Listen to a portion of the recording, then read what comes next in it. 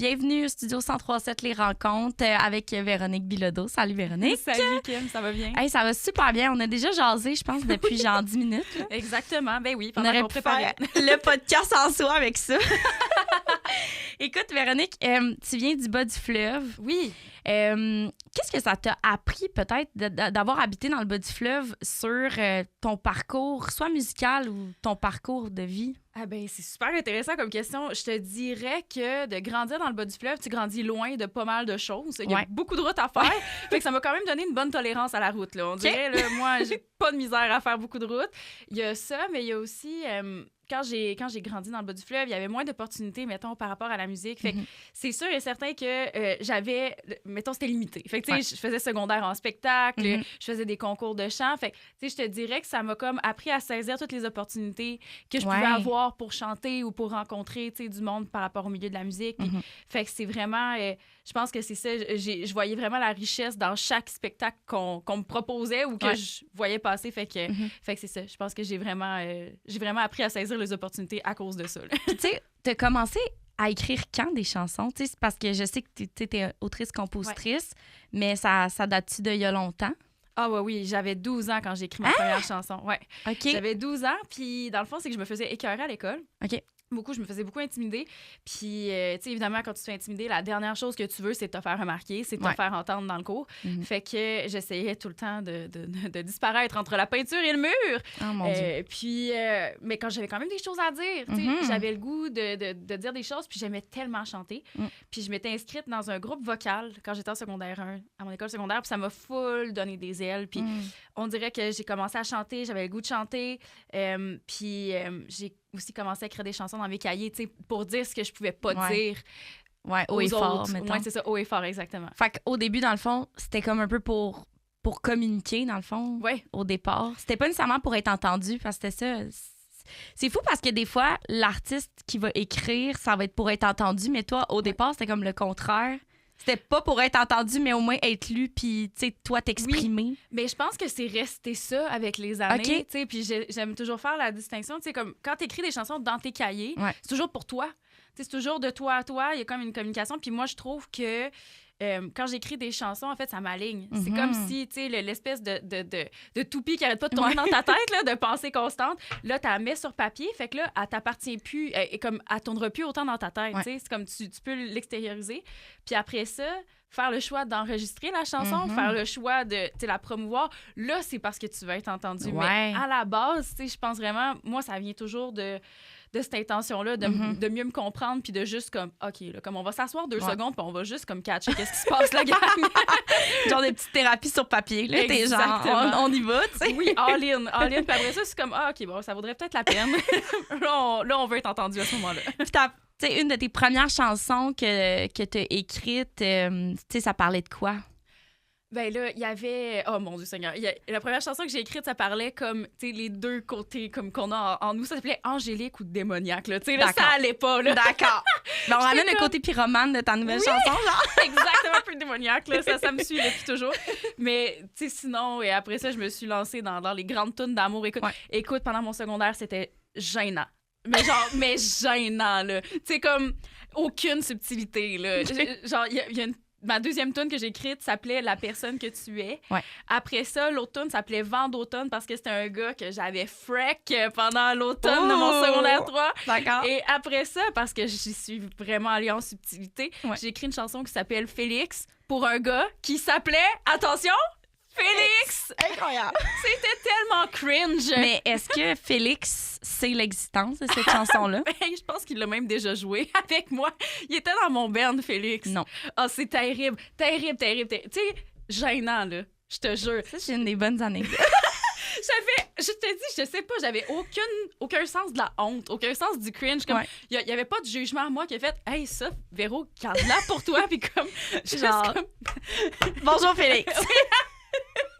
Le pauvre, il a rien demandé. Non, lui, il a rien demandé. Lui, en plus, en tout cas, je pense qu'il l'a déjà joué, là, tu sais, c'est comme, on rajoute au cringe, là, ça va pas, là. Puis, au-delà de ton écriture, quand t'es sur scène, est-ce que tu dirais que tu te sens comme plus vulnérable ou tu te sens plus puissante? Oh my God, ça dépend des tunes. Ça dépend vraiment des tunes. Ouais. Je te dirais, en général, je me sens plus puissante. Là. On dirait que j'embarque sur scène, puis c'est comme, je le sais pas, il y a cette partie-là de moi qui sait qui est en show, qui ça part. Là, fait on dirait que je rentre sur scène, je le sais où est-ce que je m'en vais, puis comme je sais comment je vais leader mes choses.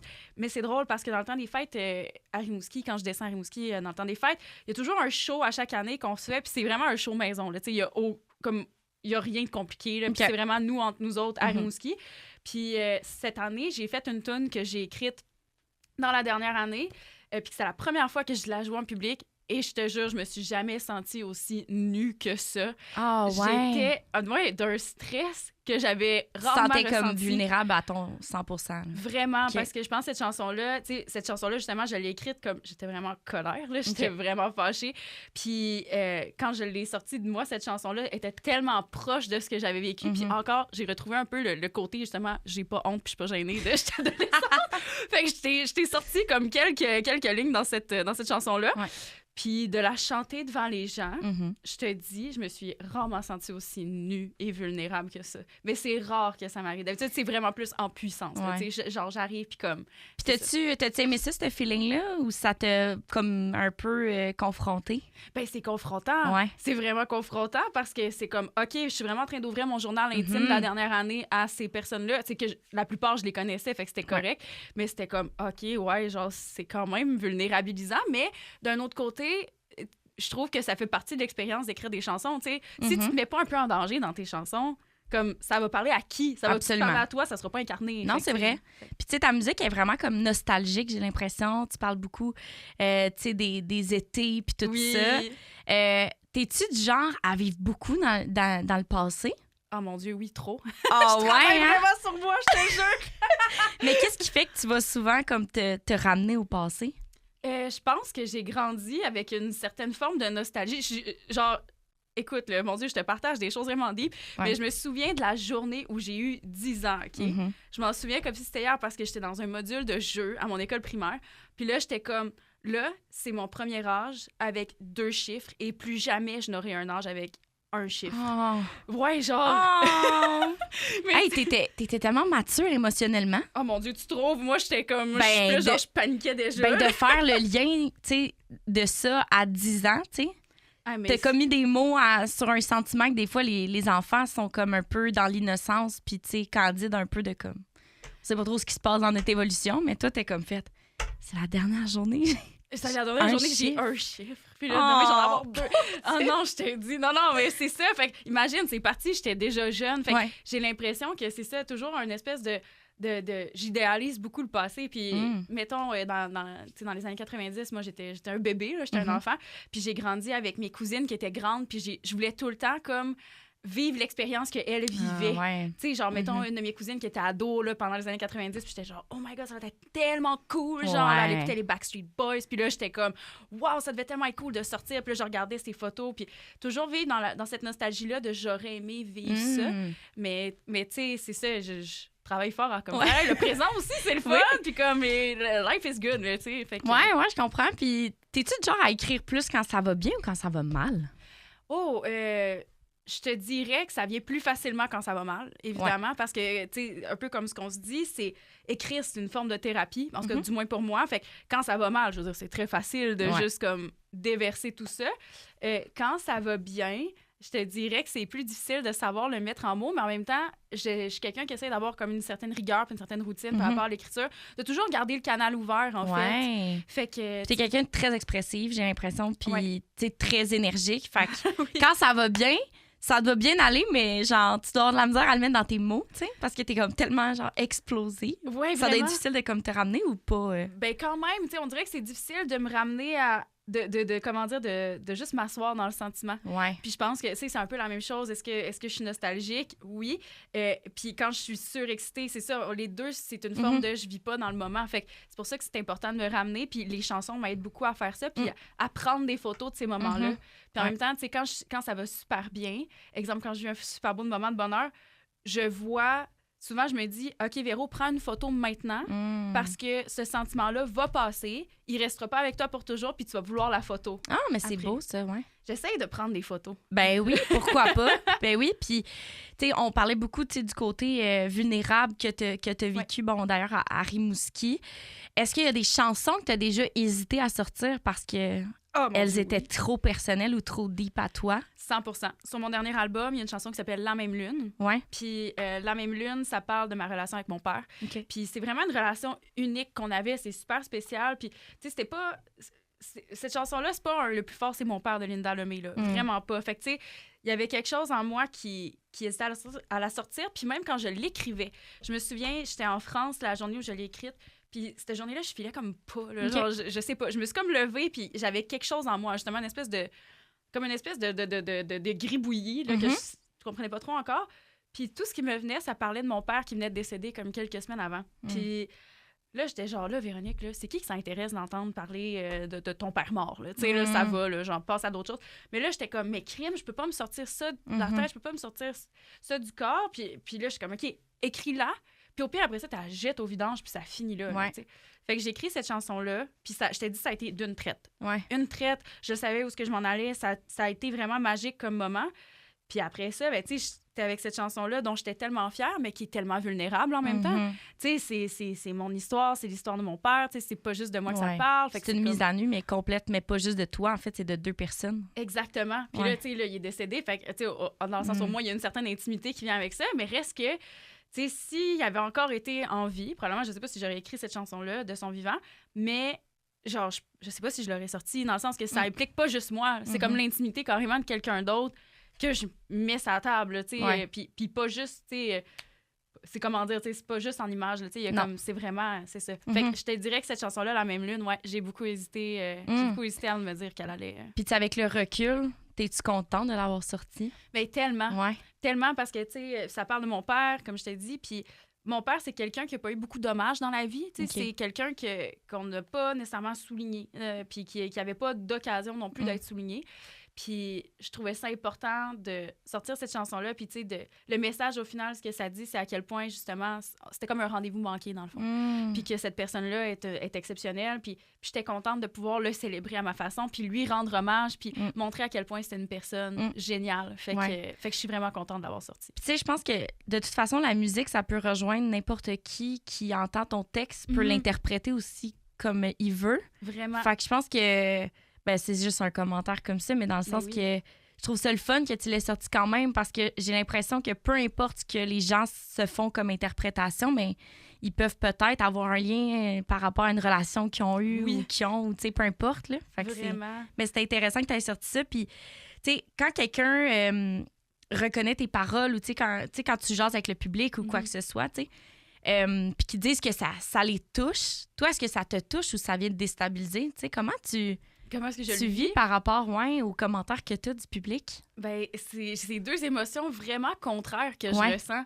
D'un côté, je suis super reconnaissante parce que c'est ça que je veux au final avec ma musique, avec mes chansons. Je veux créer un lien. Je veux que les gens se reconnaissent. Comme moi, j'avais besoin qu'on me reconnaisse quand j'étais plus jeune, puis encore aujourd'hui. J'ai envie que les gens se reconnaissent dans ce que j'écris. J'ai envie qu'ils se sentent compris, comprises. Puis en même temps, ben, d'un autre côté, c'est un tellement beau compliment que je trouve ça, tu sais, je veux pas dire gênant, mais c'est, comment dire, tu sais, j'essaie de le prendre avec beaucoup d'humilité. Ouais. Fait que c'est vraiment comme deux sentiments contraires. D'un côté, yes, oui, je suis contente que tu te reconnaisses, puis de l'autre côté, c'est comme, oh, wow, comme c'est beaucoup.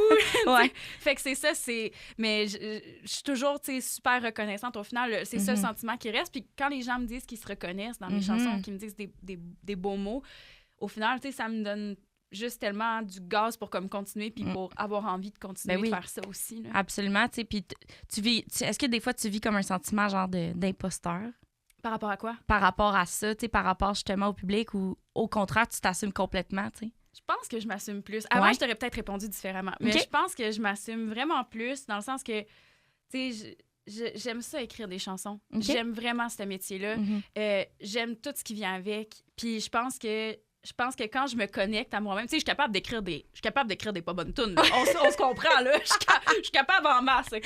Mais quand je me connecte à moi-même, puis quand je me connecte à mon instinct, puis quand je me branche là, je pense que je suis capable d'écrire des bonnes chansons. Fait qu'il y a ce sentiment-là où, je pense que je le sais que prendre place sur scène, puis ou même, tu sais, faire des disques, je pense que je suis à ma place. Puis ton but sur le long terme avec ta musique, c'est quoi pour toi? Ben, c'est vraiment de continuer à... de m'installer, de faire carrière là-dedans à long terme. J'aimerais vraiment ça. C'est sûr et certain que ça vient avec tellement d'enjeux. Full d'enjeux que je vois en ce moment, entre autres, puis qui font partie, en fait, de beaucoup de réflexions. Mais j'aime tellement ce métier-là. J'aime tellement prendre la scène. J'aime tout, en fait. Puis c'est ça, c'est comme... Il n'y a pas une chose que j'aime pas. J'aime ça aller en studio. J'aime ça prendre la scène. Des fois, là, rédiger des demandes de bourse puis de subventions, là, ça me fait... c'est moins intéressant. Ça vient me chercher parce que là, c'est comme tu vomis le cœur sur genre pendant 5000 mots. Fait que c'est super intense. Mais en même temps, d'un autre côté, j'aime ça parce que ça me réaligne, ça me connecte. Fait que je te dirais que c'est ça. Ça serait vraiment de m'installer puis de faire carrière là-dedans. Puis t'es tellement polyvalente, OK? Parce que là, j'ai vu, entre autres, tu sais, sur les réseaux sociaux, on va en reparler, mais tu co-animes aussi un petit podcast en lien avec Big Brothers. Et c'est avec Julie Beausoleil. Puis ça vient d'où cette idée-là de partir ce podcast-là ensemble? En fait, c'est Julie puis moi, on est amis depuis plusieurs années. Puis on se parle à chaque fois que Big Brother revient, tu sais, nouvelle saison, on s'en parle, puis on analyse. Puis ça fait comme quelques années qu'on se disait, oh mon Dieu, mais on devrait vraiment partir ça ensemble, genre un podcast. Puis là, l'année passée, c'était vraiment pas un bon moment pour moi. Mais cette année, genre, on avait le temps. C'était un bon moment. Puis on avait comme, tu sais, pour vrai, on part ça avec rien. Genre, ma carte de son puis 2 micros, là, genre, ça va pas, là, tu sais. Puis on a vraiment parti ça avec rien. Je te jure, on l'a filmé. On filme ça avec mon cellulaire, OK? Pour te donner une idée. Quand même. Non, c'est ça, là, tu sais, c'est vraiment les moyens du bord. Oh, mais c'est hot. En même temps, c'est ça qu'on se dit. On est comme, tu sais, vaut mieux le faire imparfaitement puis de le partir pour vrai que de juste attendre d'avoir tout puis que tout soit parfait pour le partir. Fait qu'on s'est lancé, on l'a enregistré une première semaine, on a mis ça sur les plateformes, on n'a rien compris. Il y a genre 300 personnes qui nous ont écoutés sur Spotify, genre 300, je pense, aussi sur Apple Music, puis autour de 300 sur YouTube. Quand même! Mais on pensait jamais, là. Puis on n'a pas mis de pub, rien, là. C'est vraiment, on comprend pas qu'est-ce qui s'est passé. Pardon, vous êtes juste partis avec, en fait, vous deux, puis vos personnalités qui font juste parler, puis avoir du fun. Dire des niaiseries, boire un petit verre en même temps. Mais des fois, c'est ça qui pogne, là, j'ai l'impression. Peut-être. Tu sais, quand on est vrai. C'est ça. Je pense que les gens ont vu que, puis tu sais, on est tellement amis depuis longtemps, Julie puis moi, que c'est comme, on est, tu sais, je veux dire, on est super vrai l'une avec l'autre. Il n'y a pas comme cette espèce de formalité que, genre, on se connaît pas tant. Fait que non, c'était comme, on était full à l'aise. Puis je pense que les gens ont aimé ça aussi, qu'on se parle vraiment sans tabou. Puis d'un autre côté, Julie aussi, elle a une expertise en télé. Elle est réalisatrice télé. Elle a travaillé sur Un souper presque parfait, sur des bye-bye aussi. Plein d'autres émissions, en tout cas, que je ne saurais nommer à brûle pour point.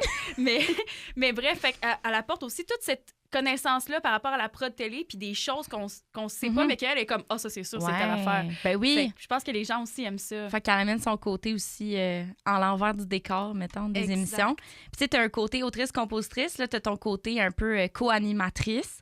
Tu trouves-tu que cette polyvalence-là est comme essentielle à ton bonheur, tu sais, de faire plein de projets en même temps? Je te dirais que oui. Vraiment. Puis, tu sais, aussi, dans le fond, moi, j'ai une double vie. Là. Je suis autrice, compositrice, interprète, mais aussi, je suis consultante en communication puis en marketing. Fait que, tu sais, je gère des réseaux sociaux, je fais de la publicité web, je fais des analyses. En tout cas, je fais comme 1 million d'affaires de ce côté-là. Puis, honnêtement, ça me permet vraiment de maintenir un équilibre de bonheur. Parce que, je te donne un exemple, c'était mon lancement d'album en septembre dernier. Puis c'était vraiment gros. Ça a pris beaucoup de place dans ma vie. Tu sais, je me suis entraînée physiquement, là, comme beaucoup avant les lancements, entraînée vocalement aussi. J'avais des coachings de mise en scène, j'avais des pratiques avec mes musiciens-musiciennes. On a fait une résidence au Théâtre du Pic. C'était gros, là. C'était gros. Puis quand c'est arrivé, tu sais, on a eu 2 soirées, une soirée au Lion d'Or à Montréal, puis l'autre à Rimouski un peu plus tard dans le mois. Mais écoute, quand c'est arrivé, tu sais, pour moi, j'avais peur du après. J'avais peur après ça de crasher parce que j'ai tellement mis d'énergie, de temps là-dedans. Mais là, je pense que c'était le lendemain du lancement. J'allais faire des vidéos avec une de mes clientes. Puis, tu sais, on a parlé complètement d'autre chose. Puis, ça m'a tellement fait du bien. Ouais. Tu sais, des fois, de me détacher de moi-même puis d'être au service des autres aussi. Fait que je te dirais, oui, cette polyvalence-là me fait énormément de bien. Puis ça fait en sorte que j'ai pas eu de down après mon lancement. J'ai pas eu comme ce moment-là auquel je m'attends tout le temps de « Oh wow, je vais tomber », puis comme ça va vraiment me rentrer dedans. Fait que dans le fond, ton après-lancement, ça s'est très bien passé, même mieux que tu pensais. Mon Dieu, oui. Ouais. Puis je pense vraiment que c'est à cause de ce nouvel équilibre de vie-là, tu sais, depuis plusieurs années que j'ai. Ben, ça m'a vraiment comme permis c'est ça, tu sais, de me mettre la tête dans d'autres choses, puis de juste, c'est ça, tu sais, là, j'avais beaucoup pensé à moi, penser aux autres aussi. Là. Ouais, c'est ça important. Puis pour le futur de ta carrière, c'est-tu important pour toi, justement, de garder encore plusieurs projets, que ce soit musical, mais, tu sais, les réseaux sociaux? Ouais. Je pense que oui. Ouais. Je pense que oui, parce que tu sais, c'est ça, de plus en plus, la situation de l'industrie musicale s'en vient difficile. Puis, tu sais, je veux dire, il y a plein de difficultés, il y a plein d'embûches. Puis je pense que moi, j'ai le goût de comment dire, moi, je suis un peu, on va y aller all-in, là, tu sais, comme, on dirait que l'autre côté, là, de ma vie me permet vraiment d'avoir cette motivation-là, puis d'avoir comme ce goût-là du risque et de l'aventure en musique. Ben oui. Fait que oui, j'aurais envie de le garder, mais tu sais, après ça, tu sais, comment dire, je suis comme dans un moment de ma vie où il y a plusieurs choses qui vont se définir dans les prochaines années. Fait que ça, c'est sûr et certain que, j'en perds ma boucle d'oreille. J'en perds ma boucle d'oreille. Écoute, j'ai perdu ma boucle d'oreille. C'est un signe, il y a quelque chose en arrière de ça. Mon Dieu, c'est spécial. Ah oui, c'est parce que des fois, non, c'est ça, des fois, il me lâche celle-là. Je sais pas pourquoi. Bon, alors, là, on a rattrapé on a un signe de la vie, là. On a un signe de la vie. Alors, ça va bien. Mais je pense que oui. On le file-tu? Je pense que oui. Mais c'est ça, fait qu'il y a des choses qui vont se redéfinir. Ça aussi, ça va en faire partie. Clairement, on a un petit signe de la vie, là. Ici, j'adore. Il y a quelque chose qui va se redéfinir. Puis ça me fait rire parce que ça fait un lien avec où je m'en allais après ça sur les réseaux sociaux parce que tu me fais vraiment rire dans ton contenu. Puis mon Dieu, j'ai des questions par rapport à plein d'affaires. OK? Vas-y, all-in. Là, tu te décris comme une dream pop vintage dans ta bio. OK?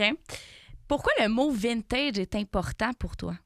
Parce que, premièrement, il y a beaucoup de références aux années 80, 90, même des fois les années 70 aussi. Puis c'est des décennies là, qui m'ont tellement influencée musicalement. C'est vraiment là, pratiquement tout ce que j'écoute. Là. J'écoute quand même de la musique qui se fait aujourd'hui, mais comme reste que je reviens souvent à ces influences-là. Puis après ça, dans le studio, en soi, quand on a enregistré l'album, c'était tellement un processus, le fun. Puis je te dirais, là, on a tellement fait un effort pour incorporer toutes mes références vintage.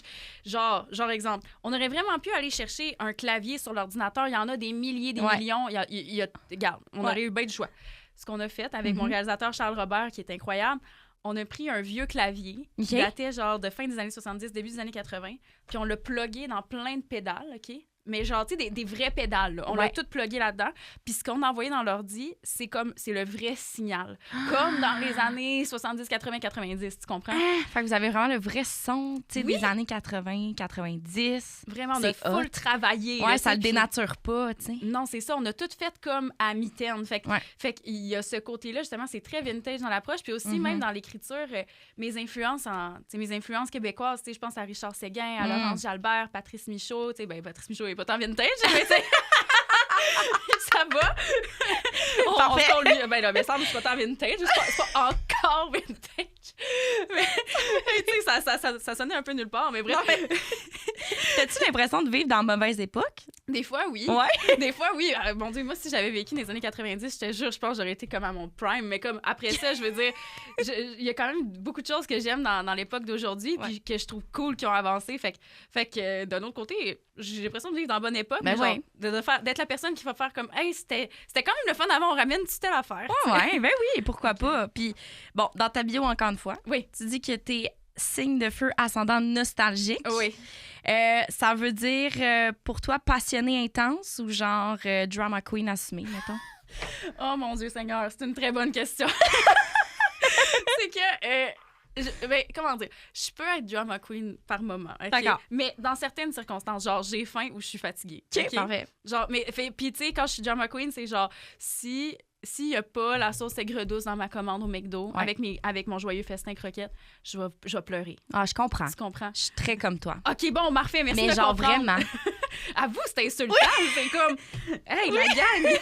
Puis comme moi, j'avais demandé, tu sais, ou tu sais, là, t'as quelque chose sur le menu à quelque part que tu dis, ça, c'est genre ce que je veux. Oui. T'arrives puis ils disent qu'il n'y en a plus ou qu'ils en font pas cette journée-là. Oh mon Dieu, je sais. Ça vient me chercher. Je le sais. Je vais pas être fâchée contre le resto, mais je vais être comme...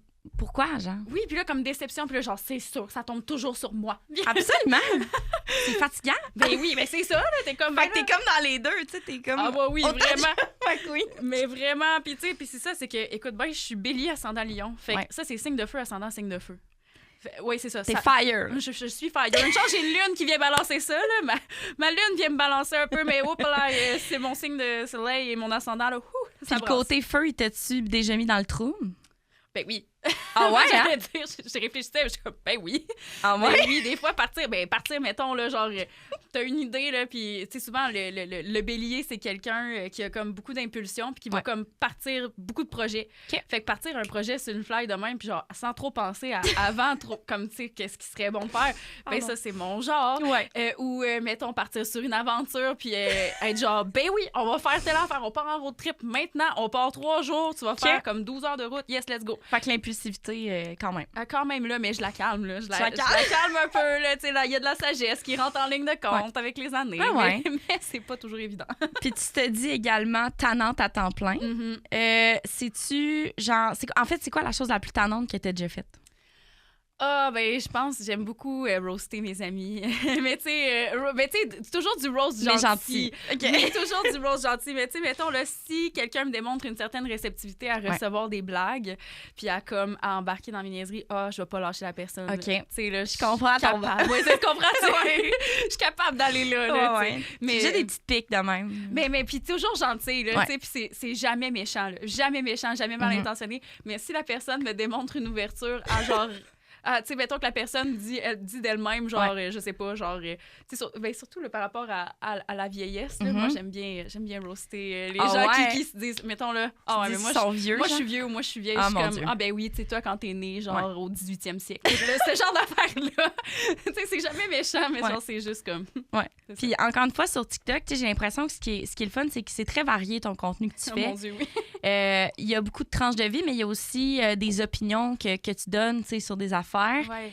Tu sais, c'est-tu souvent sur le fly que t'es comme j'ai envie d'enregistrer ça, ou des fois c'est des trucs que tu penses depuis longtemps, tu sais, produire puis tu le fais. Tu sais, c'est comment ça fonctionne pour toi ton contenu? Ça dépend vraiment. Tu sais, je donne un exemple sur TikTok, il y a une vidéo que je fais qui parlait du gala de la 10 parce que là les gens étaient comme c'est qui cet artiste-là? Je la connais pas. Puis là moi j'étais genre mais c'est parce que bonjour, si tu la connais pas, c'est à cause de plein de raisons. Fait que tu sais, des fois ça vient vraiment me chercher, ça vient m'allumer. Puis d'autres fois c'est vraiment comme des réflexions que j'ai. Exemple, là, j'avais une réflexion sur récemment la notion du glow-up. Puis comment, justement, le glow-up part souvent comme une haine de soi. Puis que, tu sais, on devrait pas avoir à se donner la pression de glow-up ou de performer les épreuves qu'on vit dans notre vie. Tu sais, exemple, performer une séparation, performer un deuil, de genre faire, ah oui, je me suis séparée, mais genre, j'ai tellement glow-up. Ouais, je suis allée travailler pareil, puis... oui, puis genre... Là, je suis rendue vraiment... Oui, c'est ça, genre, j'ai des nouveaux cheveux, j'ai du nouveau linge, tu sais, comme, à un moment donné, genre, hey, tu vis quelque chose de difficile, laisse-toi le vivre, tu sais. Mais après ça, je dis ça, puis je suis la première à performer tout ça, tu sais.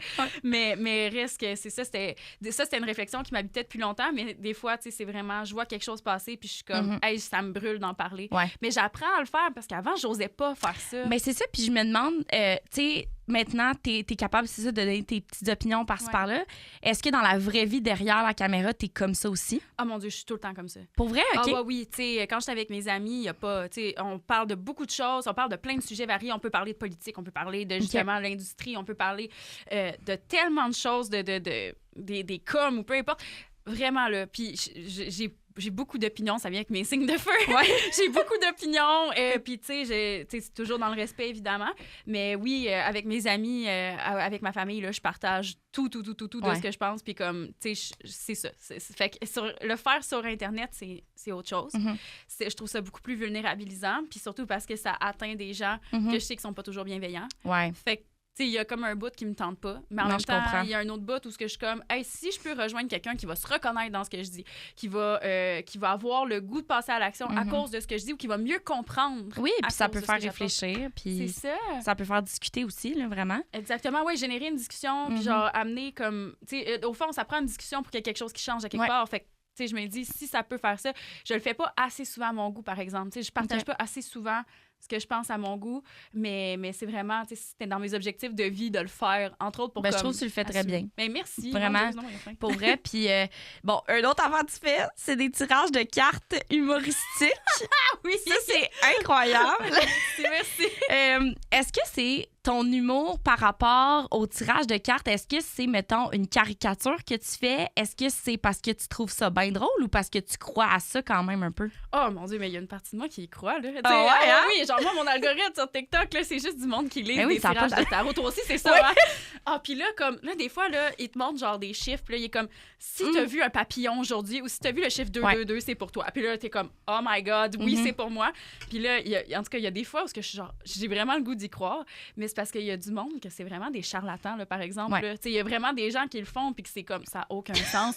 Fait que moi, c'était vraiment ça que je voulais comme caricaturer, là, genre, tu sais, la personne qui est comme, ta vie va changer demain. Fait que genre, partage si tu te reconnais. Puis là, comme je le sais que tu as eu des moments difficiles récemment, que ce soit par rapport à l'argent, la famille. Puis là, il nomme tous les sujets. L'argent, la famille, les amis, la maison, le travail. Tu sais, il nomme tout pour être sûr que tu te reconnaisses. C'est ça. C'est ça. T'as-tu déjà eu comme une réaction vraiment comme étrange de quelqu'un sur les réseaux, justement, j'essaie de penser. Qui a vu un de tes vidéos de ce style-là, puis que... non, j'ai pas eu de réaction étrange quand même. Okay. Non, je pense que les gens, ils comprennent la blague. C'est très drôle, là. J'ai l'impression que... Surtout avec les cartes Magic, genre des cartes Pokémon ou des cartes Uno aussi, là. Avec les cartes Uno, là, j'avais le perroquet pis tout ça. Oui, c'est ça. Oui, c'est exactement ça. Les 4 couleurs, le perroquet. Oh, mon Dieu. Puis j'ai des questions funky, même si c'est funky depuis le début du balado. J'adore. Mais ça finit de même le podcast d'habitude, OK? T'es prête? C'est quoi ton habitude du matin que tu pourrais pas changer dans ta journée? Me préparer. OK. Genre, me préparer. Comme moi, là, avant de commencer ma journée, je dois avoir les cheveux faits, je dois être maquillée, je dois être prête. Ça te rend bien. Oui, ça me rend bien. Si je faisais pas ça, je ne suis pas de bonne humeur. Et si je suis pas de bonne humeur, je deviens drama queen. Fait qu'on veut pas ça. Okay. Si ta personnalité serait une saveur de crème glacée, ça serait laquelle? Oh my God, c'est une trop bonne question. OK, j'aime beaucoup mettons, la crème molle à la fraise. Mais en même temps, j'aurais envie de te dire, là, tu sais, là, chez Laura Secor, là, genre, il y en a une à 3 couleurs, là, genre, la Super Kid. OK, j'aurais envie de dire la Super Kid, 3 couleurs, c'est comme napolitaine, mettons? C'est-tu genre brun? Non, c'est genre bleu, rouge, jaune. Là. OK, c'est genre la crème glacée pour enfants. Super Kid! Oui, c'est ça. Catché le nom de Super Kid. C'est encore ma préf chez Laura Secor à ce jour. OK.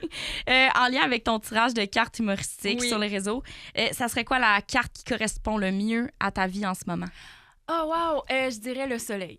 Ah ouais? Ouais, le soleil. Genre, c'est une carte qui rayonne beaucoup, c'est une carte qui a beaucoup de lumière, beaucoup de chaleur aussi, tu sais, quelque chose de très vivant puis très puissant. Fait que oui, je dirais le soleil en ce moment. Si t'étais dans la maison de Big Brother célébrité, tu serais quel rôle social dans la maison? Je serais tellement poche, si tu savais. Là. Genre, moi, c'est sûr, genre, je serais la flotteur en arrière, là, tu sais. Mais moi, tu sais-tu où je te verrais? Où? Dans le Big Brothers, mais le piège. Ah ouais, hein? Ouais. Qu'est-ce que je ferais? Est-ce que je me ferais piéger ou est-ce que je piégerais? Non, je pense que tu pourrais piéger en étant genre la girly pop, tu sais, qui est comme trop contente d'être là, qui est tout le temps contente de faire tout, puis tu sais, qui est jamais déprimée, là. Ah, mais ça, c'est clair. Ça serait bon, moi! Je te verrais, là, tu sais, puis la chanteuse, genre, full assumée, qui est comme, tu sais, qui chante ses... Ah oui, qui chante tout ce qu'elle dit, là. Ouais, c'est tellement moi! Je te verrais vraiment là-dedans. Mon Dieu. Hey, merci. Hey, on me le souhaite, s'il vous plaît. Ça, je dirais oui. Mais Big Brother, célébrité, de côté, j'aurais envie de dire oui, parce que là, maintenant, je sais qu'ils sont mieux entourés côté santé mentale, mais comme... Ouais, c'est sûr qu'entre 4 murs. Mais le piège, c'est moins long, fait que peut-être ça te lancerait juste... Et puis piéger quelqu'un aussi, là, genre, il y a quelque chose que j'aime dans ce jeu-là, tu sais, toujours dans la bienveillance. Mais la première saison, je me sentais mal pour lui. Oh non!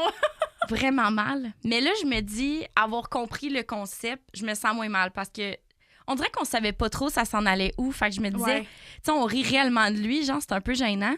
Mais là, je sais comment ça termine, alors je me sens moins mal. Puis finalement, il faut le récompenser. Ben oui, une chance. Je veux dire, imagine vivre ça, cette humiliation-là. Genre, puis là, au moins, t'as quelque chose. Oui, c'est ça. Si tu devais choisir entre être aimé pour ta musique ou être aimé pour ta personnalité funky.